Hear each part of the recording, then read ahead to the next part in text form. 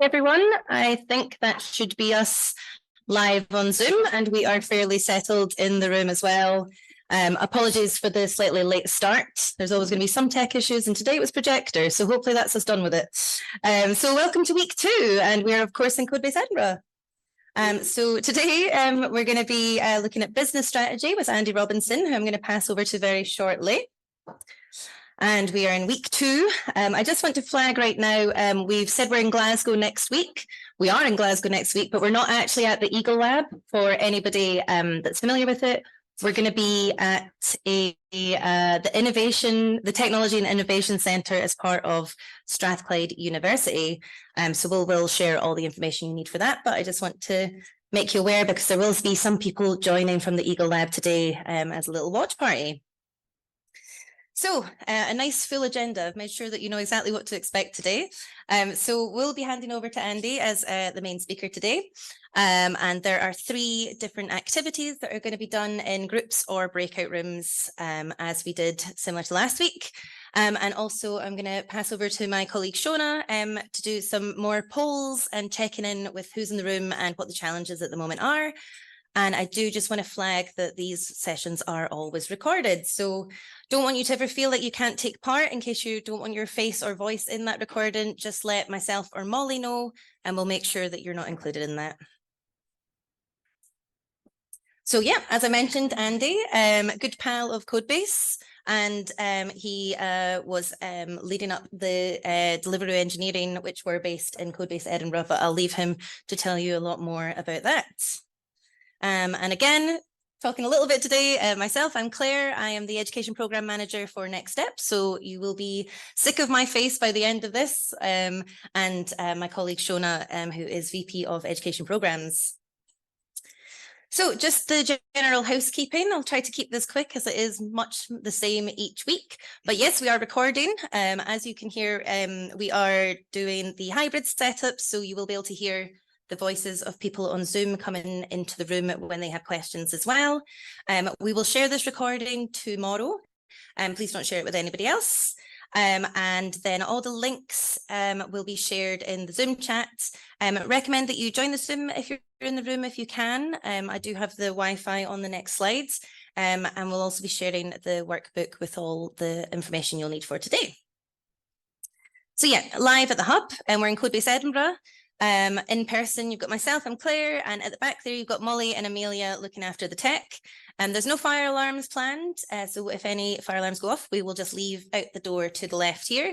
The toilets are directly behind you, so just out these glass doors and over through the door there. Any questions you have in the room, I've got another microphone over here that I will run around with to make sure that you are being heard on Zoom as well. And just to make you aware, the camera going to Zoom is over there, so your head might pop up in it at some point if you're moving around. Obviously, you can just leave and get some fresh air if at any point you need to. Don't feel like you're going to disrupt things by leaving. And then the Wi-Fi for you, I'll just hang a second here, is under Codebase Visitor, and it's Castle Terrace, all one word, all lowercase. And so hybrid at local hubs. We've got people joining watch parties in different hubs in Scotland. I know there's a group in Glasgow today and in Aberdeen. It's really helpful for us when we are doing the breakout activities. If you can pop which hub you're in into your display name, that just means we're not going to try and buddy you up with somebody else that is joining fully remotely. Yeah, you can use the chat function to chat to each other, pop questions in the chat, and we'll make sure we pick them up. Andy's also going to be on that Zoom call, so he'll be able to pick them up directly. And of course, when you're in your breakout rooms, it's fine just to chat out loud. And for the people that are online fully, so you can just pop your name there. We don't need to know your location. That's just for people that are at hubs that we don't want to be putting into specific groups. You've got Sally online looking after you today. So any problems, you'll be able to get in touch with her. And much similar to the people in the hybrid, the watch parties, just chat out loud if you have any questions or pop them into the chat. And then finally, I've said this already, but just want to make sure that everybody is clear on it. So obviously in the room, you can just raise your hand. I'll come running with a microphone. And if you are online, you can use the raise hand function or pop questions into the chat there. Andy will keep you right about when he is willing to accept your questions. And yeah, so the workbook for today, this has just got some of the prompts for the speed networking so that you'll know what to do, and also all of the activities that Andy's going to be going through. So I'll just hang on that a wee second to let people get it. And again, we will share that into the chat so that you've got access there. And pausing for 5 seconds as I see lots of phones in the room getting pointed up. All good. All righty, so I'm going to pass over to my colleague Shona just now. Very similar to last week, we've just got 3 quick polls. So you can either join via this QR code or you can go to menti.com and the input code is 44807582.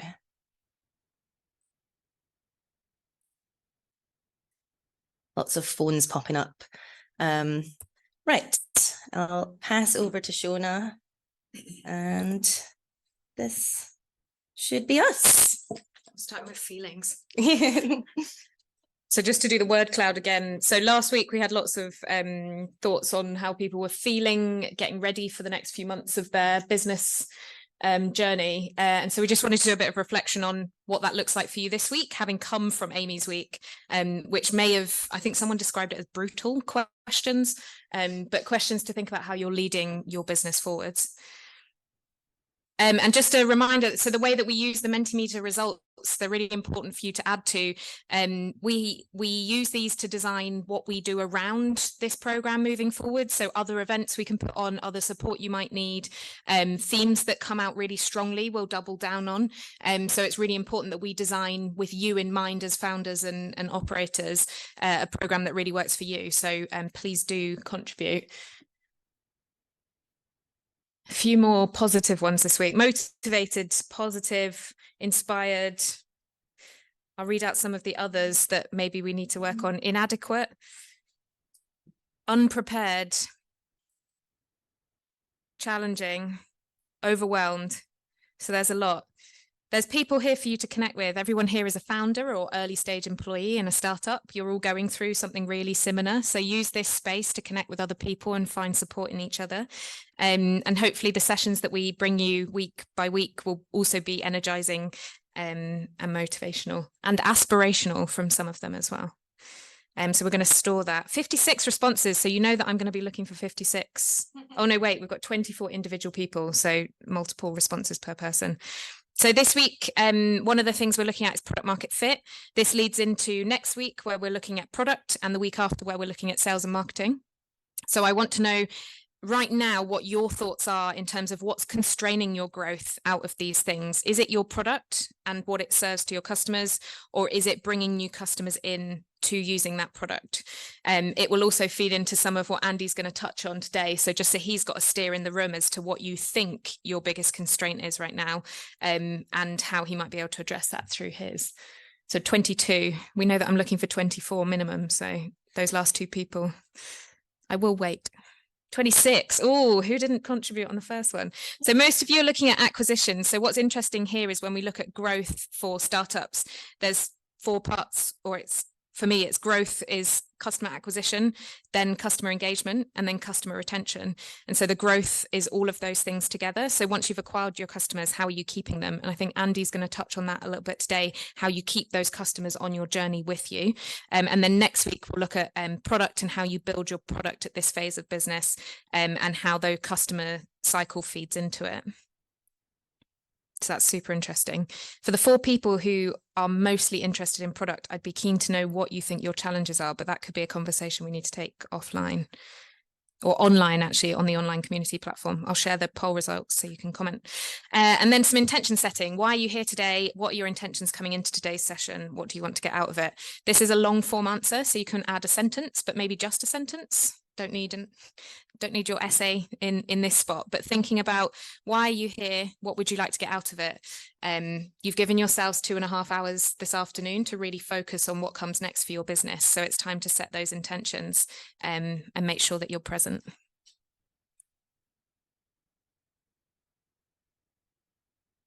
Hear from the master guru, Andy. Did you write that, Andy? Yeah, he did. I knew you would have done. I know you far too well. To build a customer acquisition engine. Okay, interesting. So we'll be feeding into that for other weeks as well. We've got a week 4 is sales and marketing. Week 5 is growth. So all of those weeks will play into that as well. Sales strategy. So again, that might come a bit later, but today's session will look at how you grow your business with your customers rather than separate to your customers. Customer retention and success, key strategies. Get my thoughts in order. Guidance in validating product against market to ensure messaging is correct. There we go. Someone's nailed the session. Check if product market fit is going in the right direction. All key things that we'll be looking at today. And I'll be storing some of the other bits that are things that you are thinking about when you think about product market fit, so we can feed those into other sessions. I've got 26 people, so I'm not going to be waiting. I won't wait for too many more. I know there's more people online. So next week you can all contribute. Business strategy, sales strategy, lots of strategy, key strategies, customer retention and success. Perfect. I think that's an easy follow-in then, Andy. Thanks everyone. And I will do what I did last week, which is summarize those and share and ask some questions to prompt some more thought on the online community platform. Great, thank you, Shona. And as Shona mentioned, we are asking you this stuff to kind of lead into and guide some of the sessions. So thank you very much for taking part in them. So now we are going to go onto the speed networking. As you might expect, this is just going to be quick. So we've got about 10 minutes. Hopefully you can get into groups of 4. So in the room, you might want to shuffle around about. So 3 or 4s. And then people joining from hubs at watch parties, just sort yourselves out into groups, and Sally will pop you into breakout rooms online. So if you were here last week, you will be familiar with the format that we're running with. This is one that I find quite fun. So essentially each person's going to have 2 minutes to be in the hot seat, which means want to spend 1 minute answering these 2 prompts. So we've got, what was your key takeaway from last week's session? And what practical action are you taking to make progress with this? So take a minute to answer these 2, and then we'll give you a prompt that the time is up. And that's when the other 3 or other 2 in the group can ask you questions about what you've said or give you some feedback. Or just chat about ask you any other questions. But it's really just to guide you to have some conversations and get ready to take part in the session. And so we will give you prompts as we go along. So it'll be 1 minute's up, time to ask questions, time to change person, time to ask questions. It feels a bit chaotic, but it's a nice warm up. Hello. Hi, everyone. My name's Andy. It's really fun to be here with you today. As we discussed briefly, we're going to be talking a little bit about some strategy, thinking about product market fit. I don't think anyone actually knows what that means, but that's fine. And hopefully give you some useful tools and tips and lenses to start thinking about how to be more effective with the strategy of building things that people actually want. So in terms of a brief overview of the sort of what I'll be covering today, firstly, thinking about what product market fit is. Secondly, some frameworks and tools to start being to use when you're talking to customers, building products, making business decisions. Thirdly, thinking about working with and talking to customers once we have something out.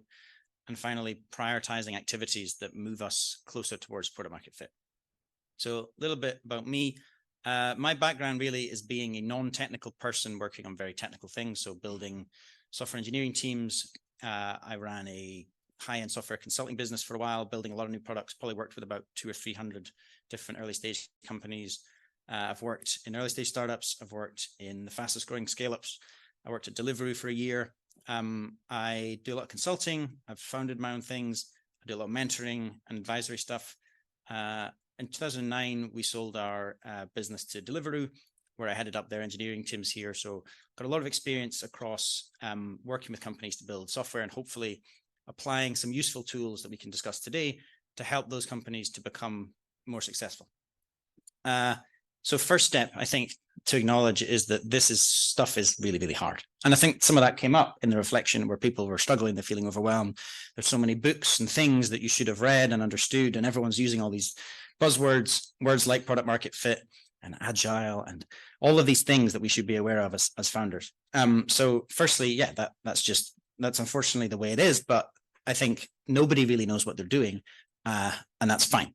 And I think what we can try to do is look at examples and tools that allow us to make sense of some of this madness that we're going through.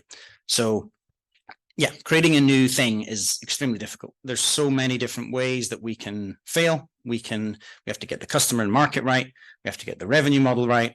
We have to get our cost structure right, our customer acquisition right, our product right, the team right, the timing right, fundraising right.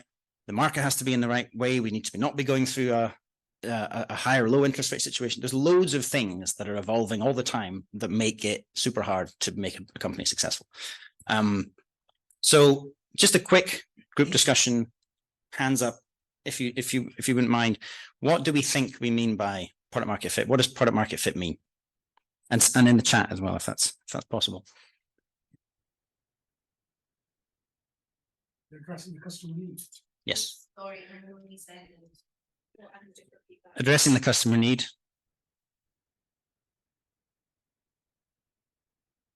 Easy sales, nice, yeah. Anyone else? Having a product that is attractive to customers, good, nice, good. So yeah, there's loads of ways that we could think about product market fit. There's loads of descriptions and ways of thinking about it. But ultimately, the way that I try to think about it is we have an original idea, and then we release it and we build it, and then we come up against reality of what customers actually think, what the market's doing, the way the world is, macroeconomic things, microeconomic things, what our competitors are doing. And our job as a business is to take our initial idea and move as quickly as possible into reality so that we have something that works. And the sort of beautiful sort of step process of going, we've got an idea, we validated it, we narrowed it down, we've got our customers, we found product market fit, we hired loads of people, and we scaled. Yes, it's not a linear process, right? And for most people, it's more like this, just complete chaos. And that's fine because we can work within chaos. This here is an example of very successful startups. The first triangle is the first time they launched the product. The second square is the first time they had a customer. And the third square is when they believe that they achieved product market fit. So these are vastly different for all very, very successful businesses, right? But if we look at something like Slack, they took 4 years to launch something. And then reasonably quickly after that, they had their first customer, and then they believed they found product market fit. Other businesses, Figma, for example, just over 3 years to launch something, and then another 2 years before they got a customer and then achieve product market fit. There is no right way of doing this. There is no single bullet that will make it possible. And all of these businesses are very successful. So again, I want people to be comfortable with the idea of a little bit of chaos and a little bit of uncertainty. So in my view, sort of rough guide to approaching the idea of product market fit is firstly get one company or customer to really, really love the product, get that company or individual to really pay a meaningful amount of money for that product, get more than one company after that to love and pay for the product. And then step 4, which is I think a really nice signal of product market fit, is when you start noticing a shift from push, as in you are selling constantly and going out to customers, to pull. Why are people coming to me? What am I learning? What's different now? And that organic growth. And then 5, growth from there.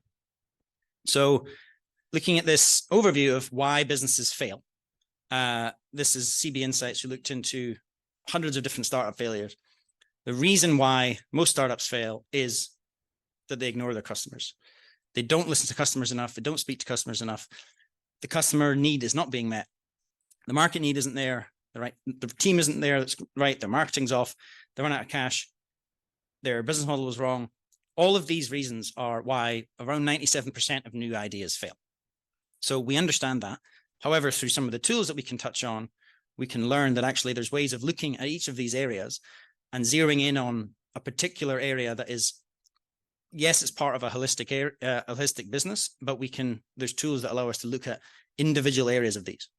So what we want to avoid is building great things that nobody cares about. This is one of my favorite episodes of The Simpsons, where Homer is asked to design the ultimate car, right? And it looks to him absolutely amazing, and it's a complete failure, right? And this happens all the time. And I have one of these figures on my desk to remind me to not do that. So again, our goal is to take our business goals are what we're trying to do, and our customer goals and the reality of what's going on, and have some form of evolution towards that. So I would define product market fit as an evolving understanding of reality based on what's going on at the time.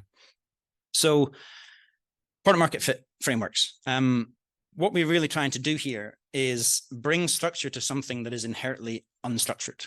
It's chaotic. There's lots of things that you could try and do. There's loads of people giving you advice. There's loads of books, frameworks you should be thinking about and talking to. And what does that give us? It lets us have a lens to start viewing decisions that we're taking through. We're making marketing decisions. We're making sales decisions. We're making product decisions, positioning decisions, target customer decisions. And more importantly, I think, in the way that I like to think about this kind of stuff, this is an evolving source of truth. This is not something that you come up with at the beginning and then you go and sell. This is something that is always changing based on what's going on in the market. It doesn't get left in a drawer. It doesn't sit on Google Drive as the thing that we did 9 months ago and we never look at again. And this, I'm going to keep making this point. I think it's really important to keep looking at where we are in terms of reality based on what we initially thought and what we've now learned. And ultimately what that allows us to do is to apply the finite resources that we have effectively. So we're generally constrained in terms of time, money, engineering, whatever it is. We want to be able to make sure that where we're putting those resources, it is maximizing likelihood of getting to product market fit. So there's a whole bunch of different frameworks that I've used over the past few years. One of them, which I'm a big fan of, is the product market fit narrative document. It helps us to break things down into different areas and focus on them initially one by one. Value proposition design, which I never shut up about, but is super useful in terms of your evolving understanding the customer problem, how you position, how you sell, and how you make good product decisions. Good product market fit interviews, making sense of customer interviews, different ways of approaching these things. And these are tools that I'm happy to share after the fact. And I'll go into some detail about some of them, but they're all helping us to make better decisions with the finite resources that we have. So if we take the product market fit narrative document, which I hope was shared and you were able to have a quick look at, I've used this quite a few times with startups that I've worked on. It really breaks down product market fit into these 6 main areas. So what is the customer problem? What is the target customer and audience? What is your value proposition to that target customer? What's your competitive advantage? What's your growth strategy? And what's your business model? Now, the first 3, I believe, are actually the most important at a very early stage when you're getting something out and learning, because you can build a business model around a real customer problem and target audience. You cannot build a successful business when you're not solving a customer problem. So just to talk briefly about a couple of experiences of mine. So I'm a founder of a company called Earth Hub.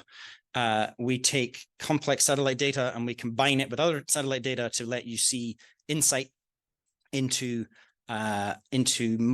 multiple different areas of satellite Earth observation. Me and my co-founder worked using this document to create the product market fit narrative document, really breaking down and clarifying the different areas. What's the problem we're solving? What's the target customer? What's the value proposition? What's the growth strategy? What's the business model? I actually have the document here where we've gone through together and we have really clarified what's the problem to solve. And I'm not going to spend too much time. Again, I'm happy to share this stuff after the fact. And more importantly, with something like this, we're starting out with an initial view. So the stuff that's in blue is the initial stuff. And then as we've gone and talked to customers and evaluated things and learned about these different areas, we've come back and we've changed it. So with this particular business, we've probably pivoted 4 or 5 times around these key areas of product market fit. So we were able to very, very quickly learn that our initial idea of the problem to solve was incorrect. Our target customer was not quite as specific as we would have thought. Our value proposition didn't really land. Our growth strategy didn't really make any sense because initially it was a marketplace, and our business model made no sense off the back of that too. So we changed every one of these areas, and we're now at the point where we have 3 very large customers who have signed a letter of intent to work with us on a paid product. So that was in a number of weeks that we were able to go through this process of clarifying these areas. Another product that I've worked on is called I Am Here. It's a restaurant collection product that lets American restaurants offer collection to car parks. When I started working on this, it was in COVID and everybody was trying to deliver food in car parks. TGI Fridays, which were one of the potential customers that we were looking at, were doing £20 million worth of deliveries to car parks at the time. And we're absolutely biting our hands off to get this product.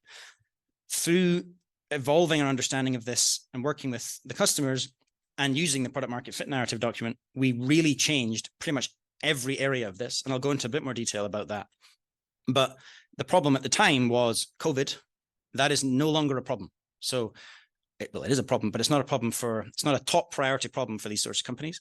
So using this tool allowed us to clarify and pivot around the problem, the target customer, the value proposition, the growth strategy, the competitive advantage, and the business model, again, in a matter of weeks or months of really going and really getting into this.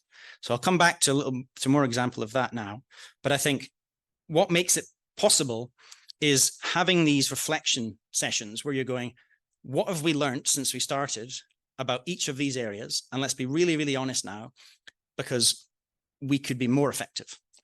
This example here is the consulting business that was building custom software using a bunch of very exciting new ways of building software. We really had a moment as a leadership team. We were doing about $1 million in revenue at the point that we did this. And we said, are we really clear on what we're offering and who we're selling to and what it is that they want to buy? Or are we just talking about ourselves in a way that we like? And we got together for a day and we really nailed down what problem are we genuinely solving. We thought we were selling exciting technology and new ways of working that were better and more effective. It turns out actually what we do is we sell to very, very well-funded businesses that are really worried about wasting their money and having a failure in their tech team.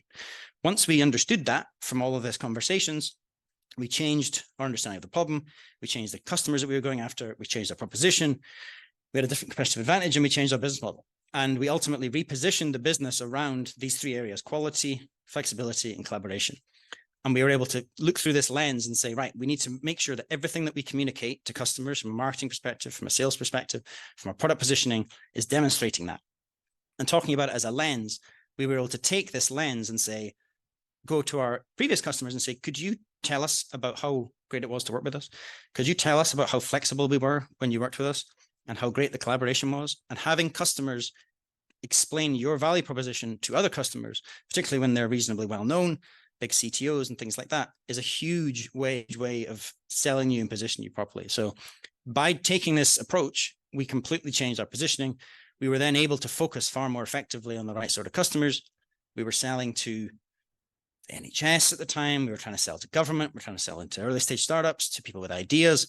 We stopped selling to all of those people and we focused on Series A plus companies in London using certain technologies. We were then able to put more of our efforts into talking to those customers.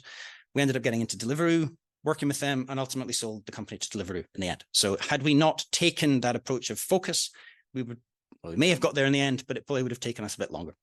So these frameworks really, really help you making decisions. So when we're thinking about a product decision, when we're thinking about how we apply our very finite design or engineering resources, if we can see that through a frame of deep understanding of customer problems, we can apply those finite resources effectively. So if we're selling, we're talking to the right points, we're at the right price point. If we're positioning ourselves in a particular way, we can do that more effectively. If it's marketing that we want to be communicating something out the way, if it's product one-pagers, if we're pitching, or if it's even a press release, this helps us, in my view and in my experience, to make better decisions with those resources. And it's all about, I think, at an early stage, applying those finite resources effectively. And even if you raise huge amounts of money and have huge teams, you're still going to be resource constrained. When I was at Deliveroo, we had £600 million in the bank to spend on engineering, and we could not build everything we wanted to build. But what we did do is have a really clear focus on objectives, customer problems, and enabled the teams to work to achieve those things. And again, just taking a quick example, this is the looking at some of the features that we were looking at, applying this lens of what it is that we want to build, and looking at it through what's going to add the most customer value, how much effort is this, and just getting stuff out the door that is high value and not something super exciting. I remember working on this and we wanted to do this. One of our investors was pushing us to use Bluetooth beacons because it sounded really cool. And it, for me, had real no understandable customer value. So we put it on the backlog, it's there, the investor's happy. But ultimately we were shipping things that were moving things faster, that were high value and easy effort. So if you're trying to make decisions on what to do, again, this is a great tool. So first exercise, using the product market fit narrative document, I want you to reflect on which of the areas listed here you feel most or least comfortable with and why. So typically it's, do we really understand our customer problem? Do we really understand who our target customer is? Are we able to articulate our proposition to them? Are we aware of our competitive advantage, our growth strategy, or our business model? And like I said earlier, I think depending on the stage of the company, it's generally early stage is mostly around the top 3. But yeah, I'm happy for folks to discuss or use any of these. And then I'd like you to split into other groups and just discuss as a group which of these areas you're most and least comfortable with, and which you think would benefit you in terms of further explanation and understanding. Does that make sense? So this is individual first? Yes. Sorry, just to say the PMF narrative document has been shared on the Zoom links and on the community platform page. Yeah. And if you don't have it, you can't see it for some reason, just think about these areas that are on screen now. Customer problem, target customer, articulating your value proposition, etc. Cool. So hopefully that was a difficult but interesting and valuable conversation that you're having there. It'd be great to hear from somebody online if possible. How did you find that exercise, and what were some challenges or interesting things that came up? And is there something that you're aware that you probably need to focus on or are unclear on? I'm not sure if there's anyone online that wants to say something briefly, because I want to make sure that we're involving folks that are not here physically as well. Okay, then in the room. Okay, so sorry, Wes has said, good opportunity to reflect on these points, which you don't get the chance to do as much. Sorry to put you on the spot, Wes, but would you mind elaborating a little bit about what you thought was the some of these areas that you could maybe spend a bit more time thinking about? I don't know if you're able to unmute. Hey, Andy. Okay. Yeah, I think the big one for us is our business model, because we don't focus just on one industry. We have a few, so we kind of take an industry specific approach to our solution, but each industry works differently in terms of how they like to pay for things. So some like to pay per seat, but others like to pay per branch, and some like to sort of pay monthly, and others just like to pay in a lump sum. So figuring out our business model is definitely our biggest challenge right now. I think that's quite common, particularly when you're working out who you are, who to, particularly when anyone wants to give you money, that's generally a good thing. But then also working out from those kinds of customers, if we had to decide today which of those industries to go after, which business model, having this sort of focused discussion that says, right, we're learning a whole bunch here, but how do we focus right now on, over the next few months, on validating what the right approach to take with the business model is. So I think that's super interesting and something that I've experienced as well.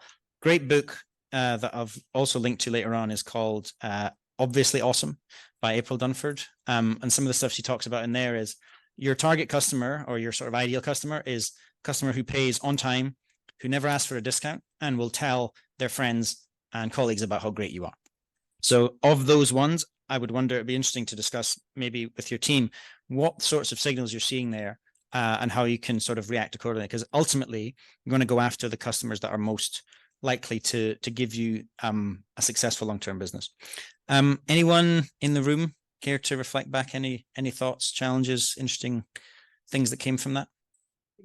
4 people who were all from the same company, so I was quite curious to see who knew what, and we all were very clear. We knew what the customer problem is, and that's because we're very clinician focused. We have a clinician as a founder, but then I think it was the growth strategy, and actually a big debate about who is the customer, because it's a medical device. Is it a clinician or is it a hospital setting? So that there was lots of debate around that. I don't think we really settled on a full answer. I think that's quite common. When you have a lot of people from different backgrounds or experiences working on something, and someone might come with deep scientific knowledge, someone might come with lots of software engineering knowledge, someone with some sales knowledge. And I find using a tool like this lets you get together and clarify, well, actually, I don't really know anything about this problem. So when I got into the satellite world, I didn't know anything about satellites and the science of it. And we were selling to, huge satellite businesses.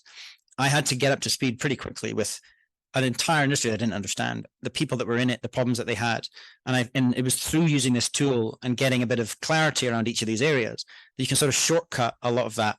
And especially if you have people in your company who are experts in this sort of thing, creating some of these tools and or something like the product market fit framework, where say it's the customer problem.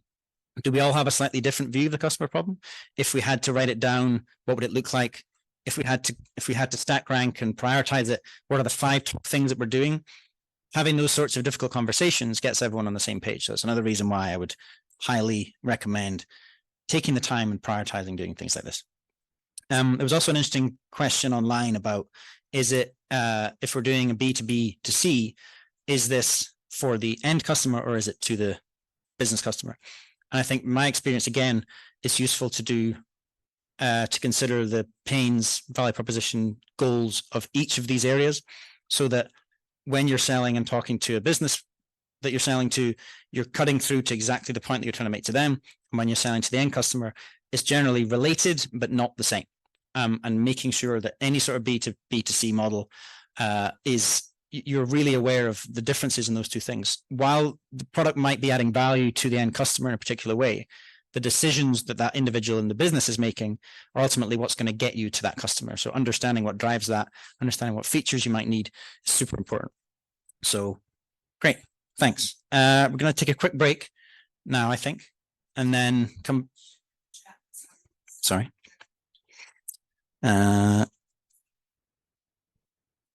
Yeah, so also Mo has said, reframing our perspective to be problem, customer need, motivation focused instead of solution, feature centric. Thank you, Mo. Yes, I think it's really easy when we're excited about something to keep talking about the features, to keep talking about what we've built, and assume that it's obvious that that solves a customer problem, that it fits within a particular position in the market. So again, zooming out again and looking at it through these different lenses helps us test whether or not we're right about that. And ultimately, Mo and I have actually worked together, so we've talked about this. So I think that's really interesting. Thank you, Mo. Okay. Hope everyone had a nice little break. Going to move on to the next section now, which is really about talking to customers. So hopefully that first activity led to some interesting conversations, and we can come back to some of these points, maybe to chat about them as well after the fact. I know the product market fit narrative document is a very big tool. There's lots of information in it if you're looking at it for the first time. I would recommend spending at least half a day with your team looking at all those areas and getting to some version that is good enough for each of those answers. And then you have a reasonably good holistic view of where you're at. And each of those areas you can look at over time and go, what have we learned about that area? And, that was a 10-minute conversation. If you spend half a day on it, it'll probably feel slightly less overwhelming, and like there's so much stuff in there. So after the fact, we can share that document. I'm also happy to share a whole bunch of examples of what we've done around that as well.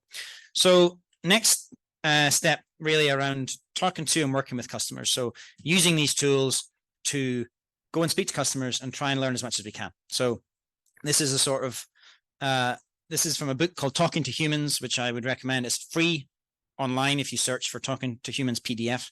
It is available for free. It's a great guide on having customer conversations, useful customer conversations. Another great book for this sort of stuff is called The Mom Test. And what we're looking at here and what the Mom Test is all about is if you go to a customer and you say, I've put all of my life savings into this thing, please tell me that it is great.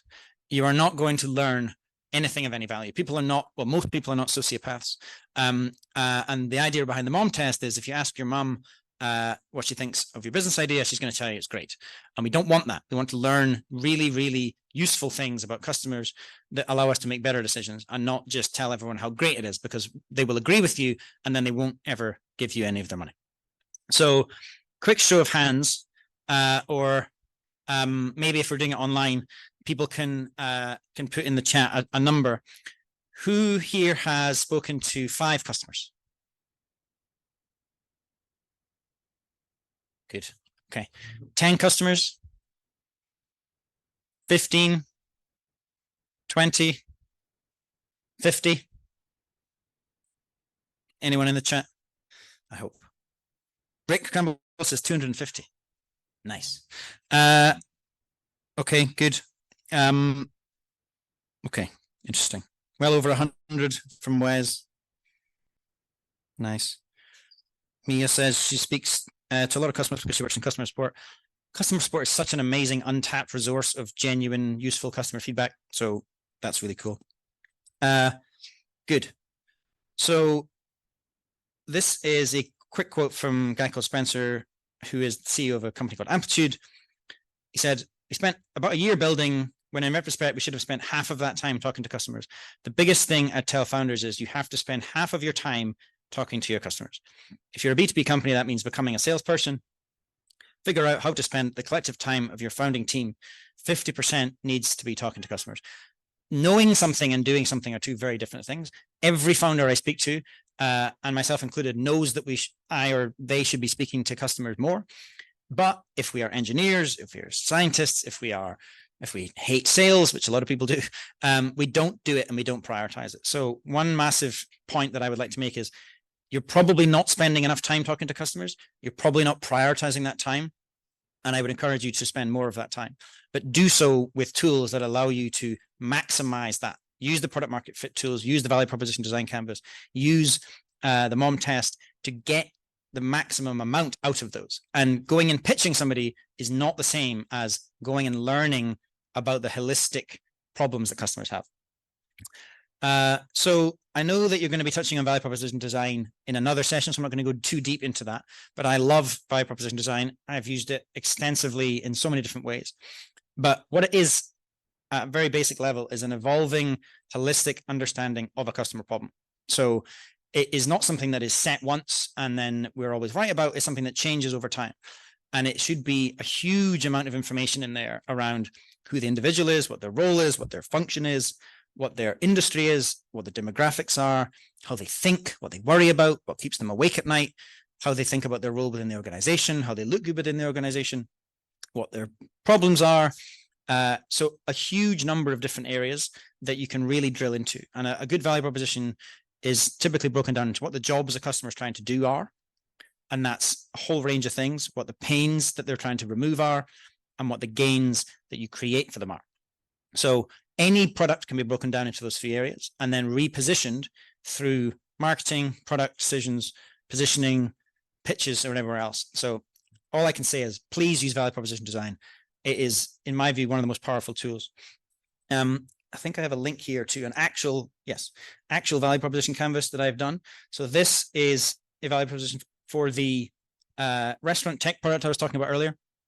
So everything in red is the things that people really care about and need and want or need in order to buy the product. Everything in it is either a gain, a pain, or a job. And what we have here really is a prioritized and stack ranked overview of the customer problem. So we are offering a tool that allows them to do pickup. So a number 1 role for any restaurant is to increase their off-premise revenue.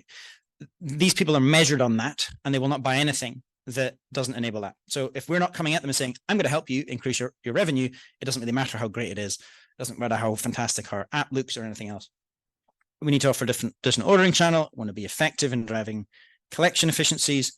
I want to interact with my customers. The problems I have are, I have a bad pickup experience. I don't know when my customers are here to pick their food up. And there's so many things that I'm using that this has to be easy to implement, because I've got 35 things that I've bought since COVID started because I've now had to go digital. All of these things are part of our value proposition, part of our problem, part of our understanding of the reality in which people are making decisions.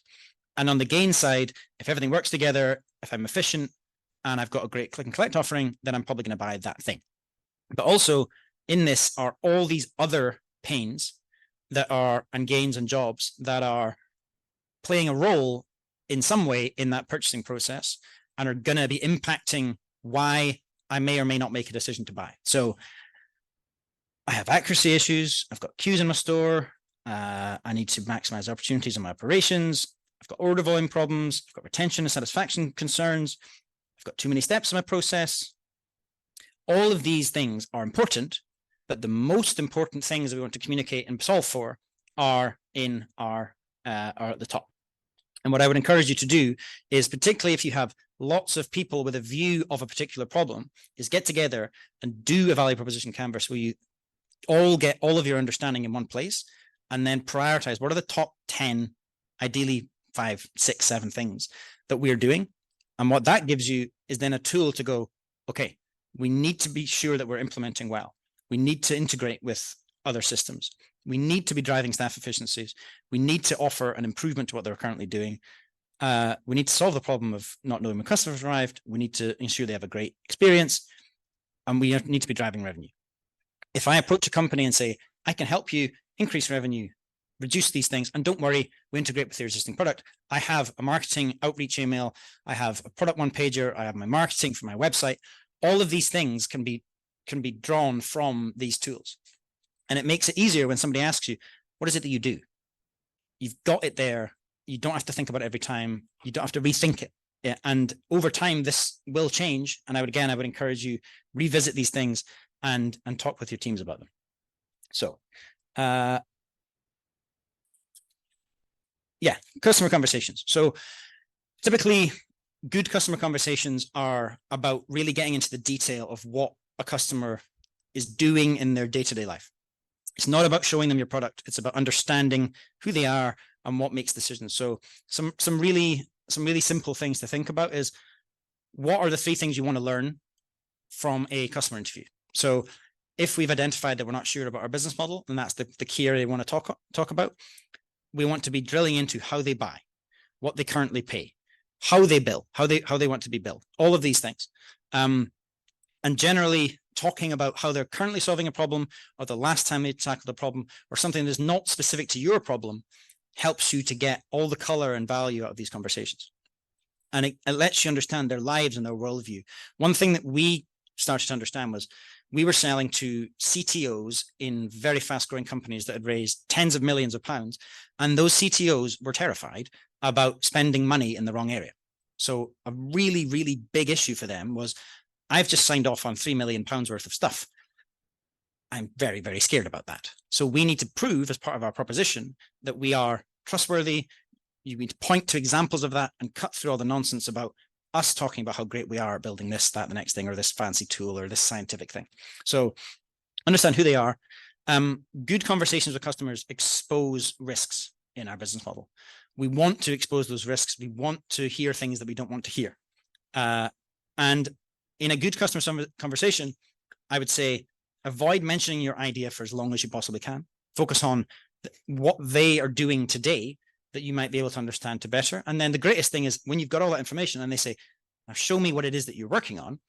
You've got the context of the problem, you've learned a lot, and then you show them the solution. If you just show them the solution, you miss out on all of that value. And they can't lie to us about how great our idea is if we never mention it.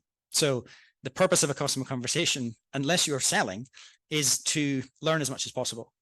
And when someone gives you an unexpected answer, dig into that, right? As humans, we want to hear things that confirm what we think. We're great at that. Our brains are designed to do that. So we're sort of in this awkward position of trying to be wrong in order to learn more and be more right eventually. This is an example of an effective interview script, which you can take away as well, which we can make sure is linked to you. But how to have those sorts of conversations is super important. So this is an example, again, of this pickup product that I've been working on, and sort of breaking it down into talking to potential customers, talking to industry experts. This is another really useful way of getting insight. about what's happening in industry. You don't need to talk to an end customer if you can get access to somebody who has sold to your customers for 10 years. So what those people can give you is what is often defined as analogs and antilogs. An analog is, here's something that I've seen work really well, or that I did, that you should learn from and do as well. And an antilog is, I tried this and it failed massively, and I spent 3 years doing it and don't do it. Trying to capture that and make sense of it is a great way of shortcutting and not making lots of mistakes. Another great way of making sense of loads of information is affinity mapping, which is just getting together as a team, throwing any insight you've ever seen onto a whiteboard and start grouping into sections. What are we learning? What are we seeing? And just briefly, I should be able to show you actually, this is an affinity map for the, is that working? Yeah, for the satellite business that I've been working on. And there's an enormous amount of information in here, right? But what we're seeing, if we zoom in briefly, is there's a lack of market development. This is very difficult. The industry as a whole is struggling. So we've sort of grouped these into different areas. What's going on in the current industry? What's the market developing? Who are the current providers and operators? What models are they using? There's a lot of money being spent by the government on this. Insights are a massive area. This came from a bunch of customer conversations, and then we got together as a group and we just threw all this stuff down to try and look for key themes that we can learn from and make better decisions from. And then when you're having those customer conversations, again, if you set them up to be positive and learning focused, a really simple little tool is to say, use the quote, insight, action process. So I use Trello for this. This is an example here, which I can go into a bit more detail about, but we're looking here for what people are saying, what we're taking from it, and what we're going to do as a result of that. So we're trying to break down the difference between this person loved the product, or they had this massive issue. We want to try and remove the ability to have bias. And this idea of quote, insight, action, I find a nice way of doing it. So these are real things from a real piece of research that I was doing from somebody who is, I would say, an industry expert. These people sell into the biggest restaurants in the world. They're giving me insight, which would be an example of an analog, really, of big brands really care about integration with other apps, right? So we just shouldn't be building a big, vague thing that's not integrated with other apps. McDonald's, they care about operational impact and bottlenecks. And another business called Welcome Break, who you might have seen, they own a bunch of service stations. They saw a lot of value in a particular functionality that we were looking at. So again, this quote insight action tool, I think, is super, super helpful, because sometimes we have customer conversations and we just sort of default to being ourselves and chatting and listening. And then we finish it and you go, what did they say? What did I learn? So I think if you can really, really focus on understanding the difference between a quote, an insight, and an action, it gives you the ability to make good decisions. So I'm just going to show you what this looks like in an actual Trello board. This is a very large Trello board,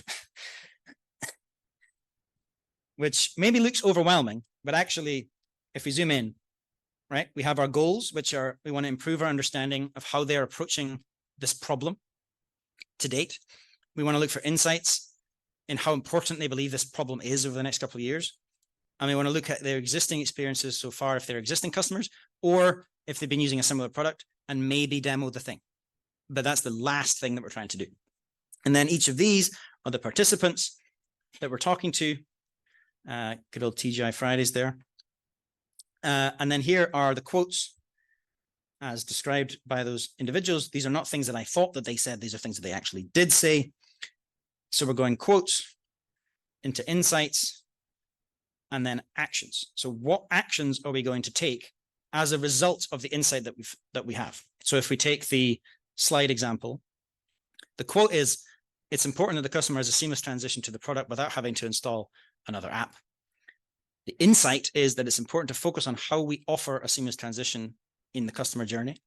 And the action is, we need to look at how we can offer a streamlined experience for the customer journey. How might we improve this? So in this particular example, we had a very vague product that did far too much. We had an online ordering system. We had our sort of collection system, and then we had a customer app at the other end that was being used by the customer to collect the food. And so much of it, we kept seeing this quote about seamless transition. And really what we ended up doing was going, do we even need an app, right? We've actually built the app, which costs quite a lot of money. But what we're seeing is that in terms of our proposition, our offering, we do not need this app. And actually it's a barrier to delivering value. And actually people don't care about the online ordering platform and want us to integrate. So we killed the first third of the product, which is the online ordering platform. We killed the app because it was also getting in the way. And we changed the app to be a set of automated text messages that would send people to a web application, which meant that we did not need them to install an app. We didn't need them to give it permission, and we could actually do everything we needed to do in terms of delivering the value without that product. And yes, we'd spent a bit of money on it, but it was actually killing the whole experience. And the initial online ordering system, all of our customers were saying, I'm already integrated with this, I'm already using this, I don't want another thing. So on that end, we built an integration to online ordering systems. We killed that part of the product, so we had a much more focused product. And through doing that, and if I just go back to it very briefly, we also looked at pivoting towards offering a bolt-on with online ordering providers. So this is one of the things that we should have a discussion around. What are we going to do? What's the action we're going to take? We ended up pivoting. Instead of selling directly, we sold through partners. We went to large online ordering system companies and said, we have this bolt-on that your customers want. Can you sell us? And they did. And so we completely changed our business model. We changed the product. We also looked at where there was value in that missing piece that informed our proposition and positioning. Yeah, so again, trying to take what is a very chaotic and massive thing of customer conversations and bring it into some form of structure. Another thing which people also talk about quite a lot is how hard it is to get in front of customers, or how much effort and energy it takes. Using a value proposition canvas, using a clear overview of what it is that you're doing, make it easy for people to introduce you. So this is an email that I sent to somebody to make it easy for them to make an introduction. So instead of letting that person clarify what it is that you do, because you've told them, it's almost like Chinese whispers. When they approach your customer, the customer isn't going to really understand what it is they're offering. So you're sort of leaving it up to chance.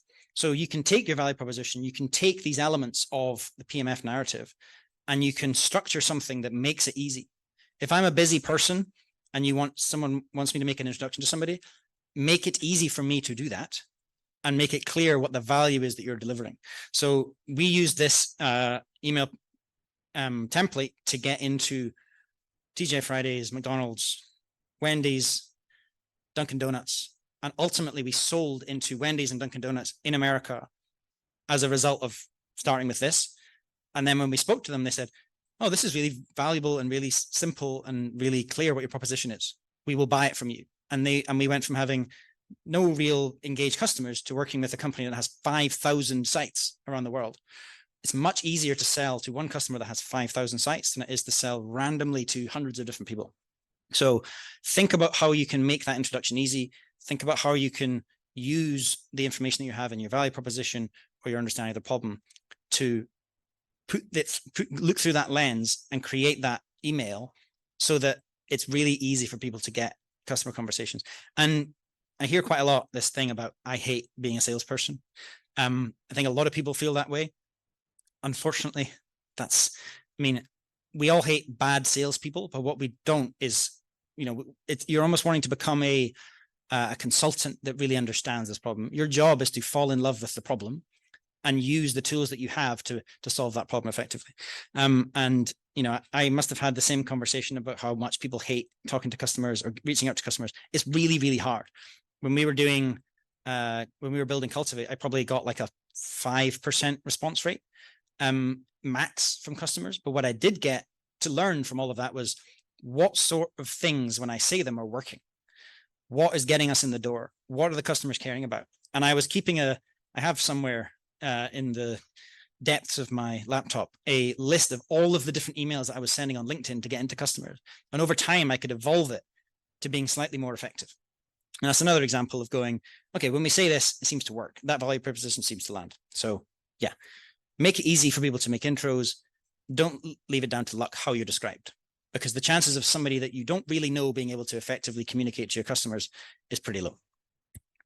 And again, coming back down to, if you use some of these frameworks, it makes it much easier. It's like a cheat sheet or a cheat code for how you start looking at product decisions, thinking about sales, how you approach people, thinking about your positioning, your marketing, your one-pager, your pitches, and any sort of PR. So again, applying finite resources effectively. You only have a certain number of hours in a day. You can only send so many emails. You can only do so many things. But if you are deliberately trying to be effective with all of these things, you're more likely to get lucky, in inverted commas.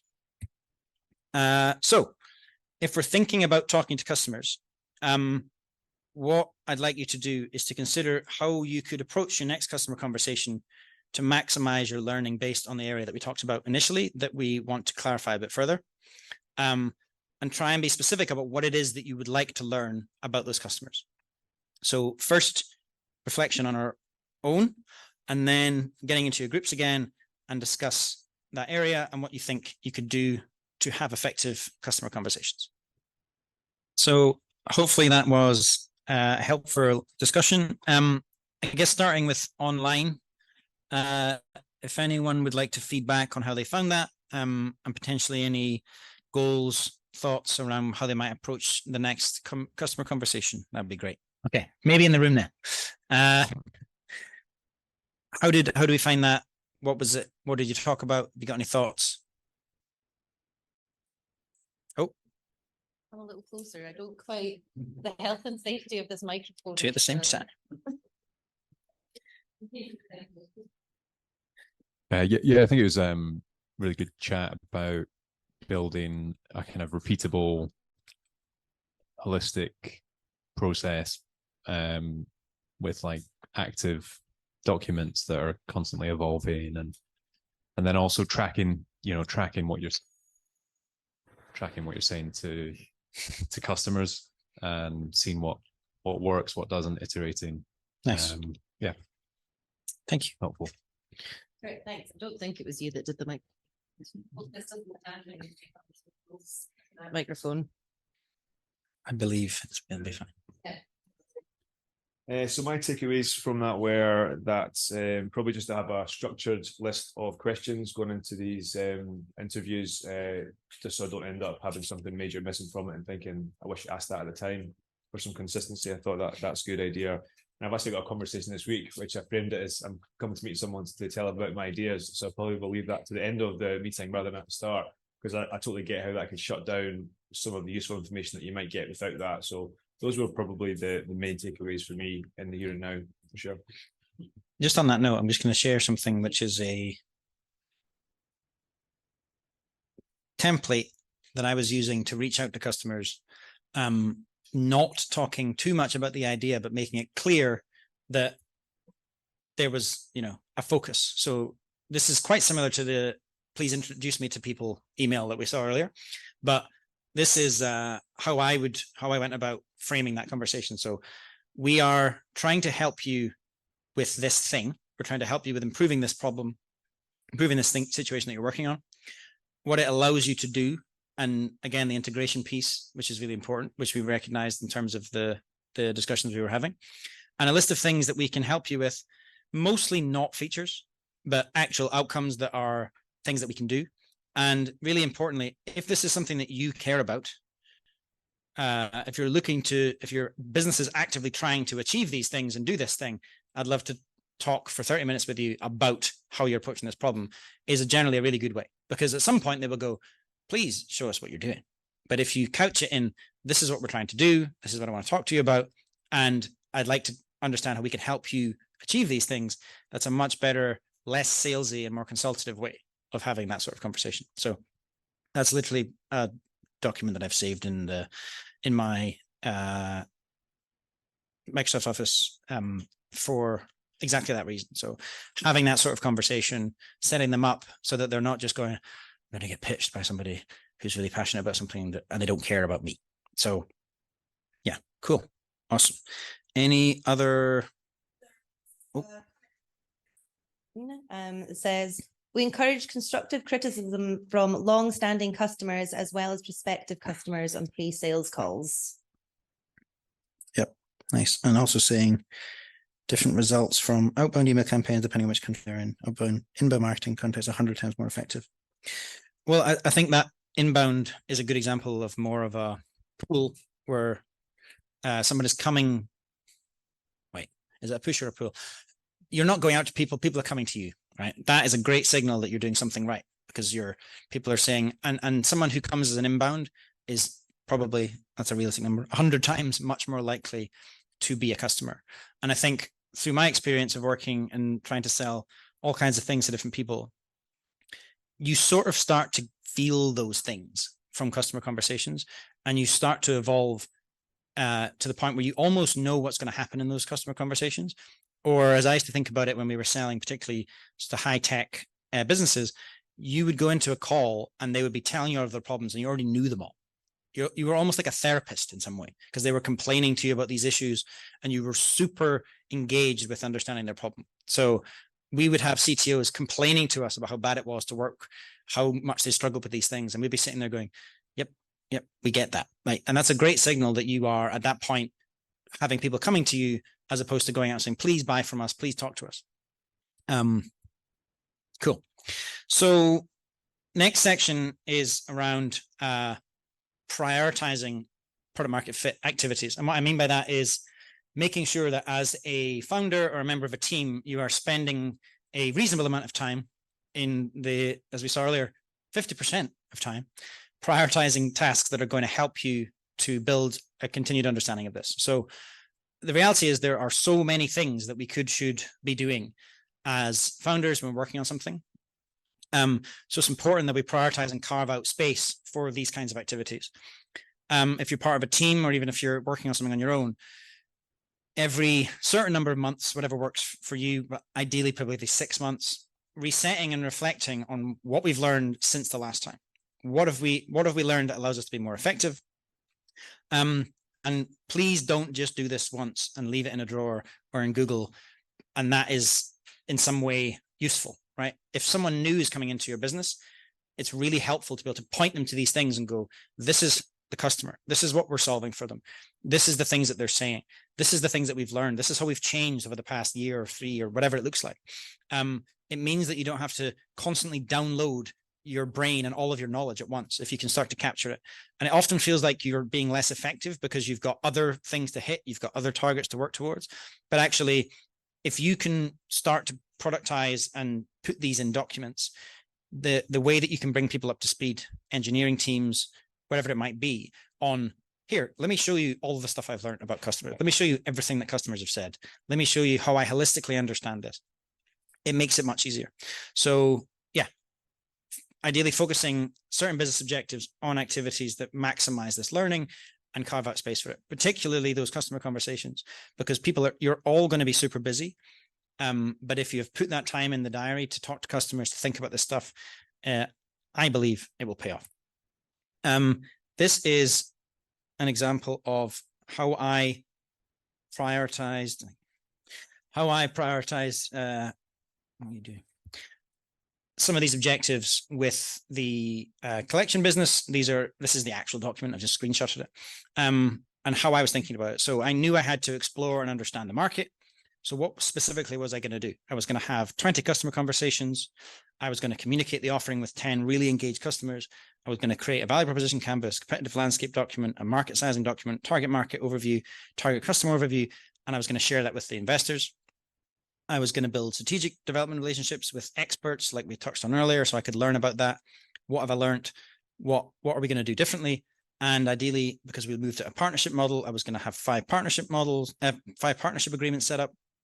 I was going to have a customer signed up to deliver a successful proof of concept by a particular date with particular commercial terms organized. I was going to be looking at the different options.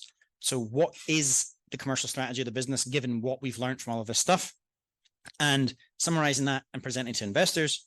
And then I think a really important thing that is hard, but is very, very important at this sort of stage as well, is going, what are we going to do?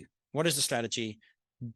Are we seeing the right signals here? Do we need to invest more? Do we need to change direction? Do we need to pause this or ultimately close this down? Because that is totally fine. And it's much better that we spend our time working on something important than we just keep going because we can. And when I was talking to the investors about this, they were very happy with me not spending their money on something that clearly wasn't going anywhere. So I think having that mark, that day where you go, what have we learned and what are we going to do, is really, really important, because you can become a bit consumed and wrapped up, and there's a big sunk cost fallacy, and we've done all this stuff, we've done all this stuff. If we're really not seeing those signals of product market fit, at some point we need to have that difficult conversation. And again, getting really specific again around, we want a agreement that is revenue generating with a paying customer by this date. That's a real signal that we have done as much as we can to demonstrate an actual commercial movement and success and some version of product market fit. So with that in mind, I think it's important that for each individual business and for each person within that company, particularly the leadership, to think about what it might be that you would want to see as a measure of product market fit. So I want my target customer paying me £10,000 a month for my SaaS thing. It's very different to, we have a trial with this organization. So this is going to be the next activity that we do. But before that, I just want to touch on something that I used, another example of a tool that I used, which is when having those sorts of trials, how we set them up to be successful. Because another theme that I see quite a lot is, oh, we have this customer testing our product, but they're not really using it, and they're not really giving us any feedback, and we're not really learning very much. So I think it's really important with those things to sort of take ownership of that process, that trial, and make sure that they're designed to be successful. So you're going to get some spoilers here. Yes, here we go. So I like to think about this as a golden path. So if we had a customer that met our target market, they were super engaged, they were going to pay for it, what would their golden path, their experience of using the product look like? And the best way to do this, in my experience, is when you're having these conversations and you've really worked out that they are a potential customer, to tell them to let you know what good looks like for them. So if we work together and you use this product, what would good look like? And let them tell you, what are they measured on? What are they trying to prove to their boss? What do they need to show is moving? What do you need to integrate with? Who needs to look good in a company because this happens? So many decisions are made for very weird reasons in large organizations, particularly large organizations. There's kingdom building going on. There is people trying to get promoted by bringing something innovative into the organization. If you can understand that holistically, which you should be able to from building good relationships with customers, you can make it easier for them to say yes. And a really, really simple way of doing it is to go, if everything went to plan with this trial, what would that look like for you? If you could ask that question. And also at the same time, make sure that throughout the trial, you're setting up check-ins, you're getting feedback, so that they're not able to just sort of be like, yeah, we'll play around with it. And I'll maybe mention it once in a meeting and then we'll forget about it because we're busy. Make sure that they're engaged. And I've highlighted this in bold.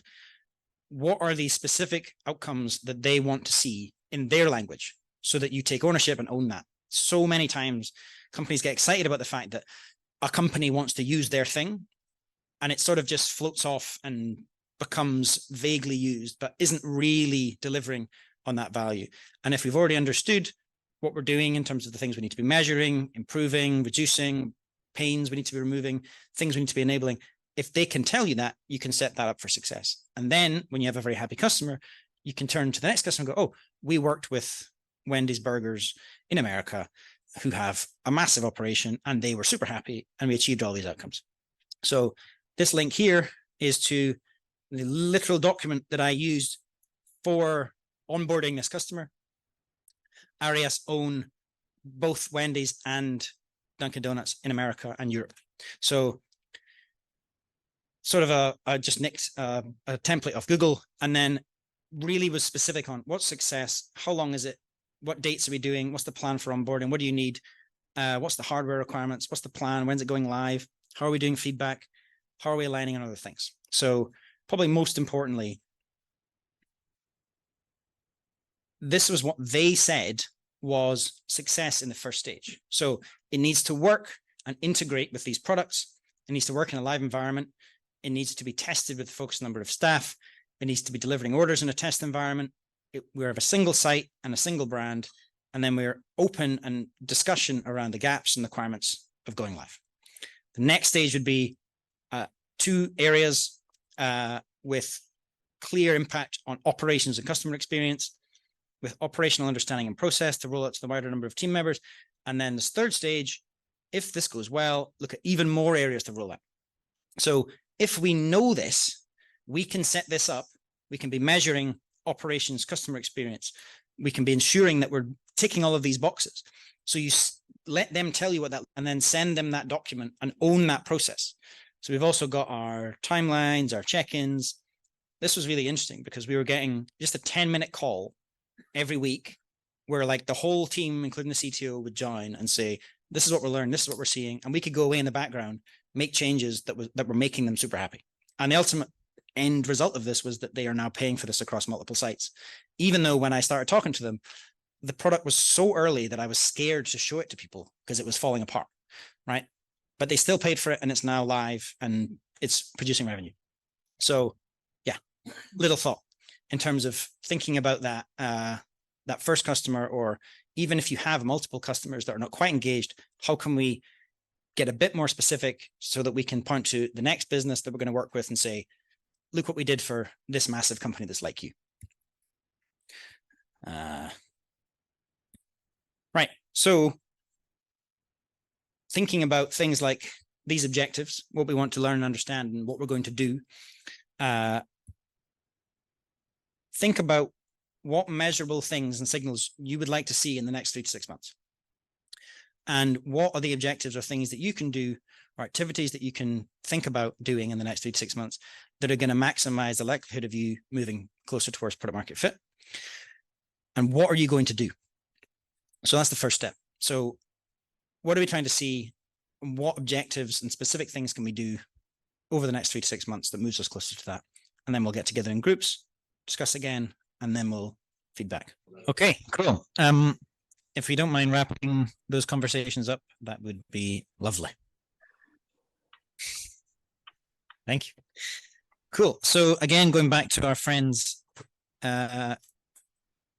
online, does anyone want to talk through either the signals that they'd like to see, or and ideally as well as what they can do in terms of prioritization and objectives that is going to move them towards that? Anyone online? We would love that. Okay, so we're going to go back to the room. Who would like to reflect on the conversation and or touch on some of the points around what they would like to measure and how they're going to measure, how they're going to go about prioritizing that? So collectively across our group, I felt like we all kind of converged on the same kind of things we want to see as a measurable signal of product market fit. Things like an increased conversion rate, shorter sales cycles, more of those inbound inquiries where people come to us and we become the therapist, like you were saying, where they're coming to us and say, yes, we have this problem and we've heard that you're very good at solving it from other people who are similar to us in our business model. That was certainly, say, across the 4 of us, all quite aligned. And then in terms of prioritizing activities to make those things happen, a lot of it was just going back to the sort of PMF fundamentals of what's the value proposition, but then communicating that with key stakeholders, training the sales and marketing and support teams to be talking about the same things, especially from my perspective, the key customer success metrics. So measuring, understanding what matters to the customers and speaking in their language, their jargon, their KPIs, and not just your own success metrics. Yeah, awesome, nice. And some of these tools are a great way to put all of that stuff. Whether it be the Trello board that has loads of customer information, whether it be our positioning and the value proposition, what are we saying? How do we use that language? Or if it's our evolving sales stuff, what is it that we're leading with? What is our one pager? Like, if you can have these as, okay, your role is to go and spruce that up given all we've learned from speaking to customers, particularly if we already have salespeople. That's a really good, like these people are talking to customers all the time. So how do we make use of all of the value that they're creating? Same when it comes to customer success or anyone. And ideally, you know, involving as many people as possible in that. And if not, making it easily understandable and not just this huge overwhelming thing that no one's ever going to look at, right? Cool. Wes also says we need to have more smart objectives around PMF for some of the newer solutions we have in place with our largest target market. Yes, absolutely. Nice.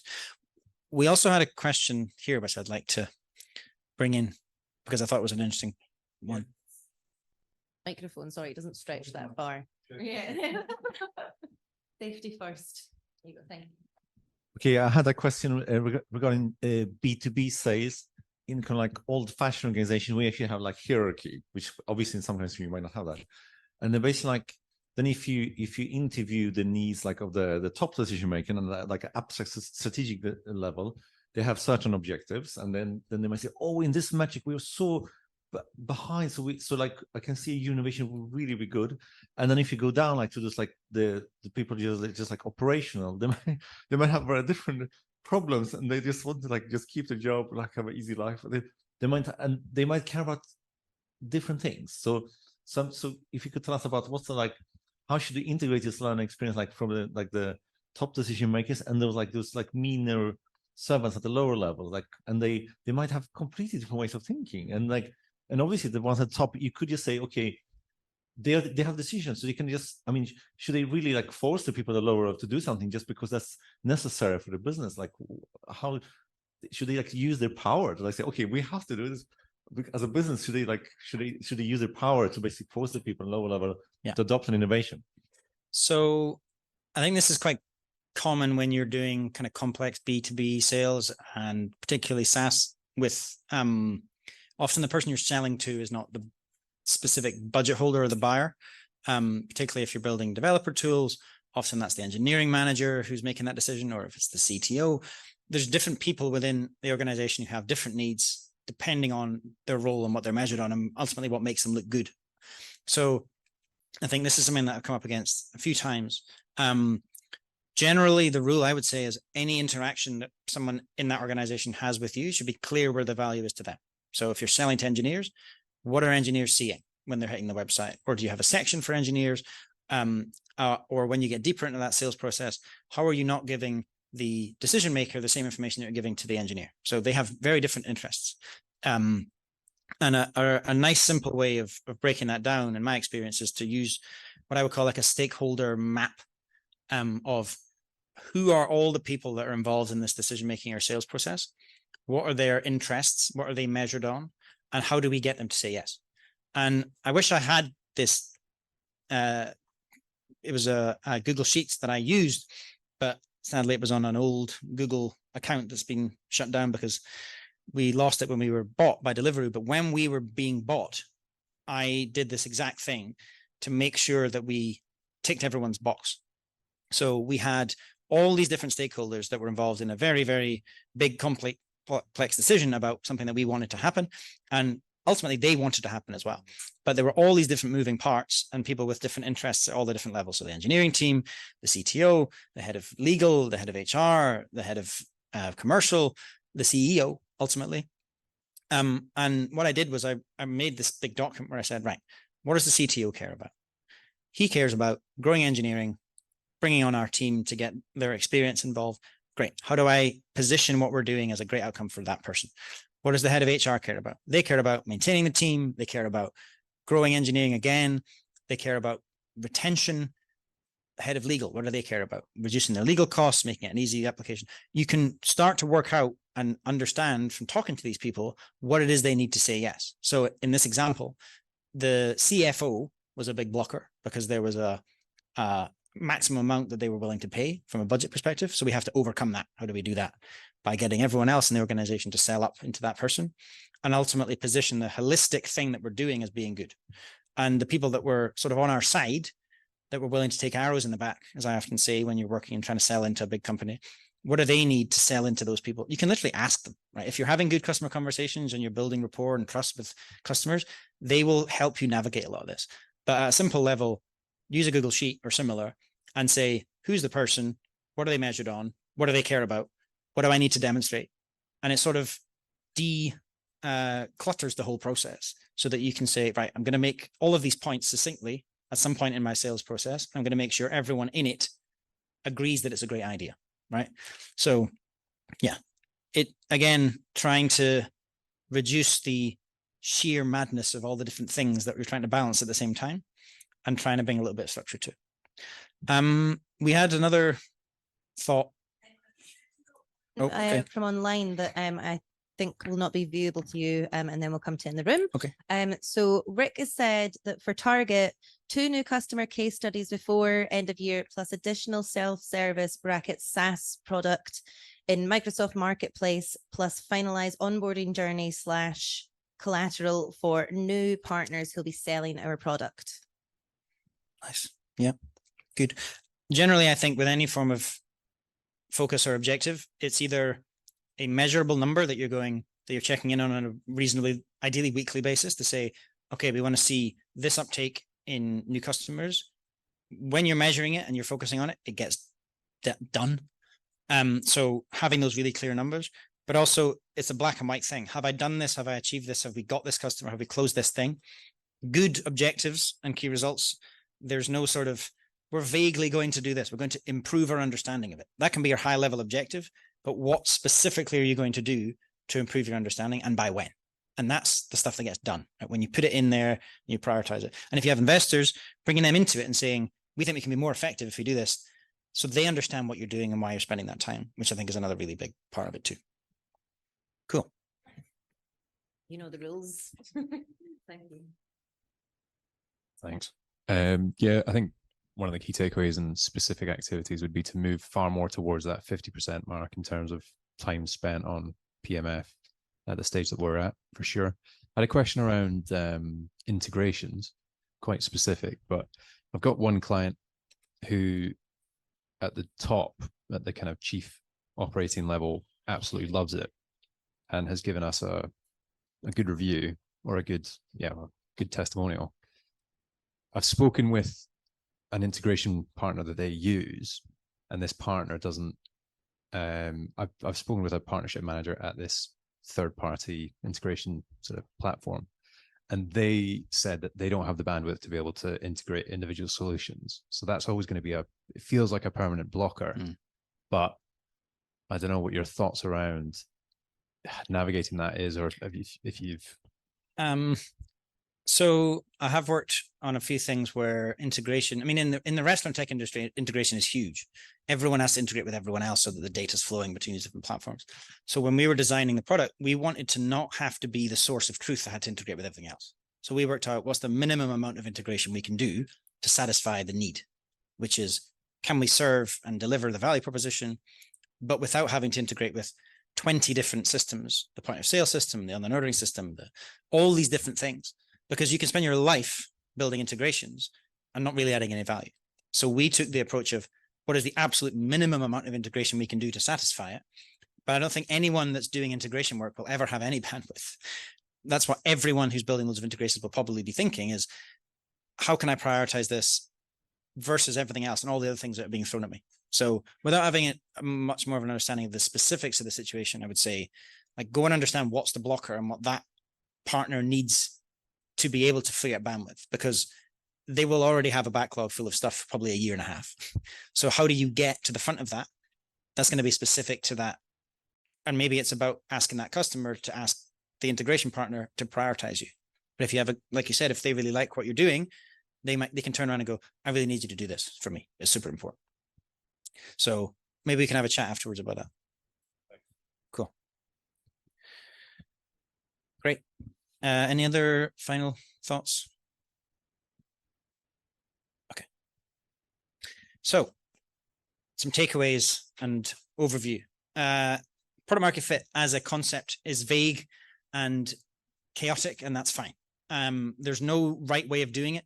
It's signals, it's gut feel, it's evolving, and it's generally something versus what we already thought it was. So how can we think about this evolving understanding of the problem we're solving and prioritize that time the finite time that we have to get it right That's a really, really important thing. But there's no correct answer, right? So much of what I've said is experience after the fact. And it was a different time with different things going on. If I did the same things now, it might not come out in the same way because the market's changing. And that's just the way that these things go. Prioritize customers conversations more, a lot more. I think if you could take one thing away from that, I would love you to speak to customers more. Use these tools to create an evolving understanding of truth, maximize your ability to learn, and encourage any activities that enable this. So prioritize those things. Creating and use these documents to evolve your understanding of the problem solution, and use these tools to get used, improved, and reflected on, not left in a drawer. And take time every so often to reflect and realign. If you're busy and under pressure, it can be hard to spend time reflecting and aligning. But generally, if you do it well and you do it properly and there's clear reason why you're doing it, it's super effective and refreshing. Focus your time, prioritize it around doing anything that enables your PMF activities. And sort of a reflection on the first point, you can't just academicize and understand this in a playbook. It's all about you working this out and using the tools and your gut feel and your experience and learning. There's no right way, but if you can train yourself to make good gut feel decisions under the circumstances, that's about as much as we can hope. But hopefully some of these tools are shortcutting some of that complexity and making it slightly easier. And let's be realistic about where we are, and whether or not we are where we need to be. It's really tempting at an early stage to say, yeah, we've got product market fit, we just need marketing money now to pour on the problem solution fit and everything will be fine. So I would say be open to that evolving understanding, be open to being wrong, or more right. Like, how can we learn to be more right about this problem and about our solution, and apply those finite resources effectively, which really is your job at a really early stage. You have a very small amount of time to work out a whole bunch of complex stuff. It's much easier if we bring a bit of structure to it. So if I was going to say 3 things to take away from this, number 1, spend half a day working through your product market fit narrative document, really as a team reflecting on how you all understand it and make sense of it. Number 2, please speak to your customers more. And number 3, carve out time and space to focus on your objectives and key results that relate to product market fit. Thank you.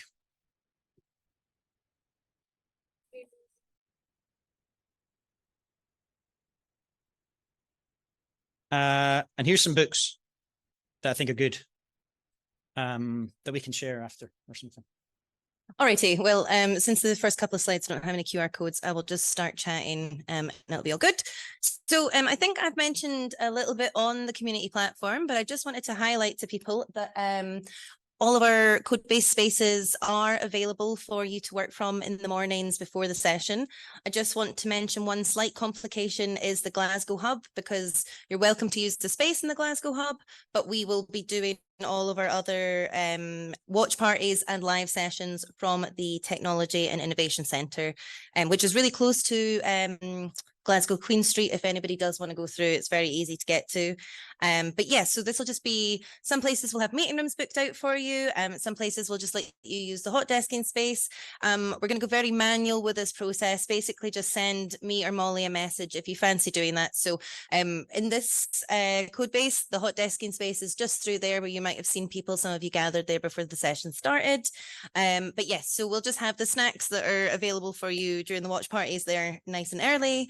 And you're very welcome just to come and enjoy the space. And on a very similar vein, we have got a couple of co-working days, which you might have heard of as break weeks. But basically on the weeks where we do not have a Tuesday session, we have just got some space set aside for you to come along. We'll provide some lunch, and there'll be some of your regional team there to welcome you. It's really, really good if you get to know who your regional teams are and whatever region you're in. So yeah, just to mention that that's coming up. I'll mention this again next week, and you've got till the end of next week to let us know that you're coming. But the slight threat is that if you don't tell us we're coming, then we cannot get you lunch. So that's the incentive there. So just a few events as well coming up. We will share this in the resource page on the community platform. I've snuck one in last minute, which is happening in this room tomorrow, which is the No Code Scotland meetup, which is run by a friend of Codebase, Ollie Littlejohn, and the tech at the back of the room, oh, she's not happy with this, is having her public speaking debut, and I will be there cheerleading, but it's a really fun, nice event. It's just in this room, pizza and drinks, that kind of thing. And there's usually 2 talks of people chatting about what they do with no code. And then there's a bunch of other things there. Some of them are social events such as Touchbase, which I have to say I just love the name of, but that's our new social for Codebase Edinburgh. And then also to highlight that Unfiltered is a coffee morning that happens across Scotland, all of the hubs. So come along, have some coffee and some breakfast with us. I'll not go into too much detail of all those events, but we will. Andrew, you've gone hand up. If it's short and I can repeat it, yeah. Interested. Soft. I'll let you come forward and do this because this seems long and we have time for it. So just don't break the tech now that it's working. Smash. Yeah, so Scotland is hosting Scotsoft on the 28th, which I think is next Thursday. So I just wanted to shout out rather than leave it till next week. It's a good opportunity to come and network or learn. It is across topics of development and business leadership. And tickets are available. It's at scotsoft.scot. If you want to know more about it, come and ask me. Awesome event. One of the largest tech conferences in Scotland, and I'm not going to tell you who else thinks they've got that claim or why there's an argument about it, but it's a pretty cool place to be. I'll be there, and there's a lot of great speakers. Where's that happening? It is in the EICC. It happens all day, and if you think that your company's doing really well and you want to have a bit of a bash, there's a dinner event, and you can book tables there as well. Might be the wrong room for trying to shout out tickets on that, though. But the event itself really reasonably priced and well worth going to. Thanks. Nice, thank you. I'll encourage you to pop that into the group on our community platform, please. Yeah, so this is just the week 3 survey, so you can let us know where you're going to be. I'm going to repeat this so many times because I'm just very worried about confusion. But next week, we're going to be at the Technology and Innovation Centre in Glasgow, very short walk from Glasgow Queen Street Station. Today is the last day that Glasgow Eagle Labs is being used for those watch parties, but Glasgow Eagle Labs is being used for the co-working days, just to keep it, make sure that you're all listening. So yeah, if you in the room here, there's going to be space booked out for watch party in Edinburgh, but of course anybody is welcome to come to any live delivery, and just please do let us know so that we can properly have numbers for refreshments and whatnot. Okay, and so that's us at the end of week 2. So you can see from my slides again, I was really panicked about this venue for next week. So yeah, next week we're covering product fundamentals and how to grow, and we'll be in Glasgow Technology and Innovation Centre. And then just the week after that will be our first co-working week, but I will remind you about that next week. And that's us. Thank you very much, everyone. Thanks for coming and thanks for joining online.